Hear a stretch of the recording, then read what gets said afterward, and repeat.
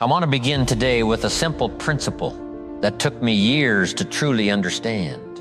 Every time you say yes to one thing, you are saying no to something else. Read that again. Let it sink in. Every yes is a no to something else.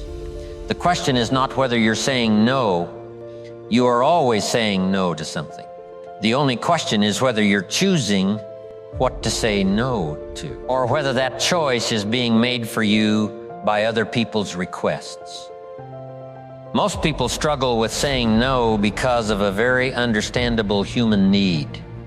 The desire to be liked, to be helpful, to be seen as cooperative. And I want to say clearly, being liked, being helpful, being cooperative, these are virtues. I'm not arguing against them. But there is a point at which the desire for approval crosses into something destructive, where yes stops being generous and starts being self-abandoning.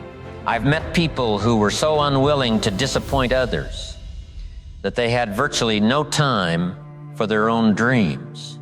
Their calendar was full of other people's priorities. Their energy was spent on other people's goals.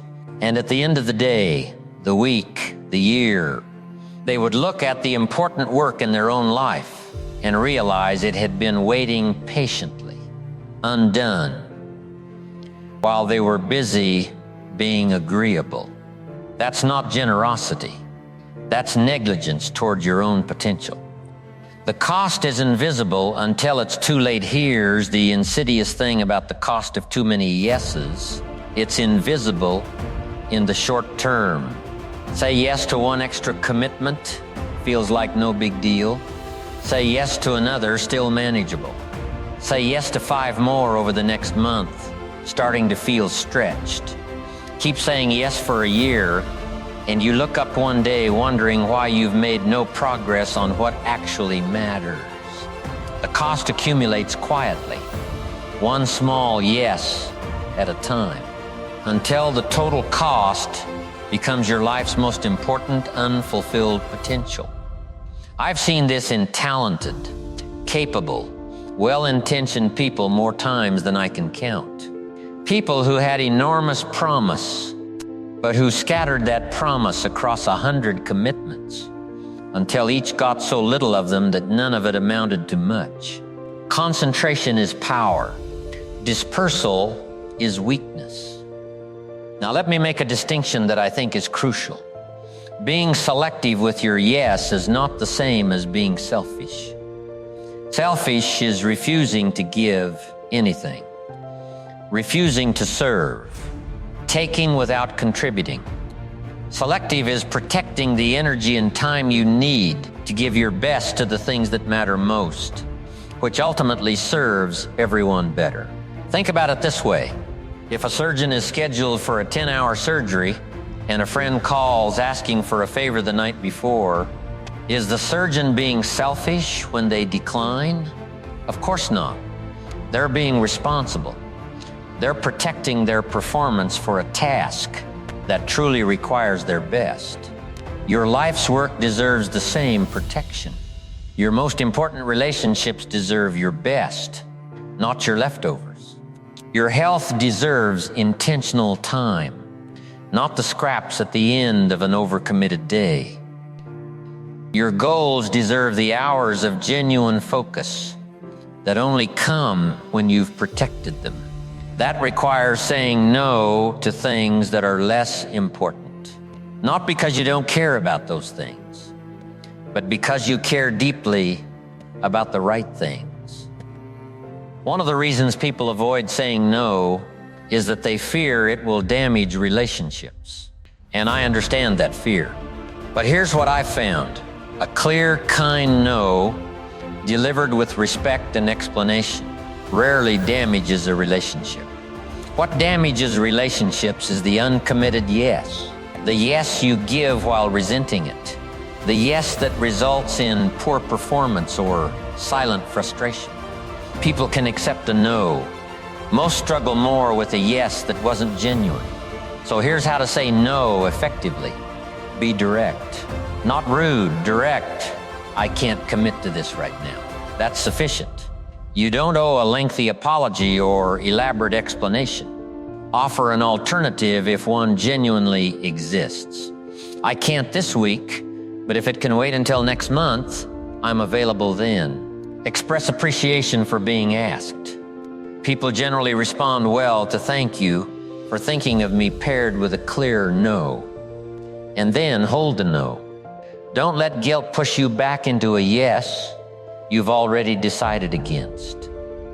The exercise of the big rocks here is an exercise I want you to do before the end of this week. Get a piece of paper, draw a line down the middle. On the left, write your top 5 priorities. The things that, if you gave them real time and real energy, would move your life most meaningfully forward. Your health, your key relationships, your primary work, your personal development. On the right, write the last 10 commitments you made, the yeses from the last month. Now look at the 2 columns.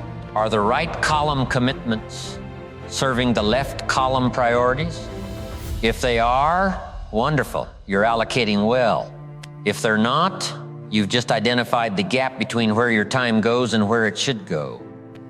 Every commitment on the right that doesn't serve something on the left is a candidate for your next no. What a well-protected life looks like, I want to paint a picture of what a life with well-placed no's looks like. It is not a life of isolation. It is not a life of selfishness. It is a life with space, with focus, with the quiet dignity of knowing that when you show up for something, you are truly showing up. When you say yes to dinner with your family, you are present, not exhausted, not distracted by 15 other things you've overcommitted to. When you say yes to a project, you bring your full capacity to it, not the thin slice of attention left over after spreading yourself too thin.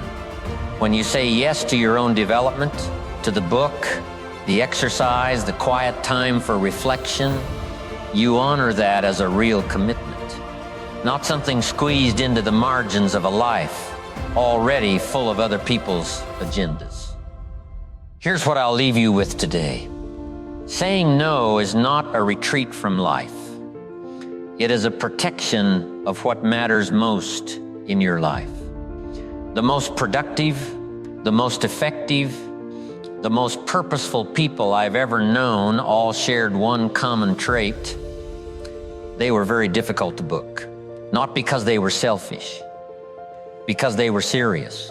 They had decided that their time was the most precious resource they possessed, and they allocated it accordingly. Make that decision. Protect your priorities.